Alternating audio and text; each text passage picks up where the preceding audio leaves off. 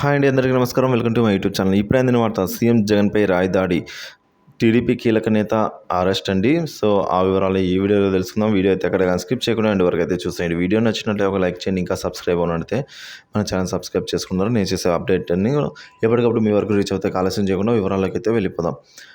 సీఎంపై దాడి అంటే ఆషామాషి విషయం కాదు. దాన్ని మేము ఖండిస్తున్నాం. అయితే తెదేపా వారే దాడి చేయించారనడం వైకాపా సిగ్గుమాలిన చర్యలకు ప్రతీక అని తెలుగుదేశం ఎమ్మెల్యే కేశవ్ గారు అయితే పేర్కొన్నారండి.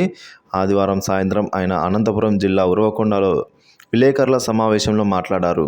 మొన్న కోడికత్తి కేసు, నిన్న గొడ్డలిపోటు, నేడు గులకరాయితో దాడి. సో ఇవన్నీ సీఎం జగన్ ముందస్తు కార్యాచరణలో భాగంగా జరిగినవే అని అయితే ఆరోపించారు. 4 రోజుల్లో రాష్ట్రంలో సంచలన ఘటనలు జరుగుతున్నాయని, అది ఎన్నికలను ప్రభావితం చేసే అంశంగా మారుతోందని, వైకాపా సామాజిక మాధ్యమం విభాగాన్ని నడిపించే వారిలో ప్రముఖ వ్యక్తి అయిన ఔత్ శ్రీధర్ రెడ్డి 4 రోజుల క్రితమే సామాజిక మాధ్యమం ట్విట్టర్ వేదికగా అయితే పోస్ట్ చేశారని చెప్పారు.